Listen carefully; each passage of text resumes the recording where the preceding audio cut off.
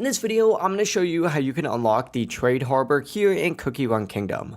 Before we do dive in this video, make sure to like the video and subscribe to the channel with all notifications on. It really does help with the channel and lets us know that you want more content like this. We'd greatly appreciate it. But the Trade Harbor is very important because it lets you send out trade ships and earn rare rewards, so you'll definitely want to unlock it as soon as possible. The first thing that you do need to do is make sure that your cookie castle is at least at level 8. If you aren't at level 8 yet, focus on upgrading your castle by completing missions, clearing stages, and collecting Aurora materials. Once your castle is at level 8 though, the next step is to clear the entire shoreline area next to the harbor. This is going to take some resources, so be ready with enough coins and materials to expand your territory into that section of the map, but after you've cleared this shoreline, a quest is going to appear that'll guide you towards unlocking the Trade Harbor. Keep following the quest step by step. They usually just involve gathering some resources and completing small tasks, and eventually one of the quests will specifically give you the option to build and unlock the Trade Harbor. Once you do accept and complete that quest, that Trade Harbor is going to be available here in your kingdom, and from here you'll be able to load up trade ships, send them out, and later collect rare items and rewards when they return.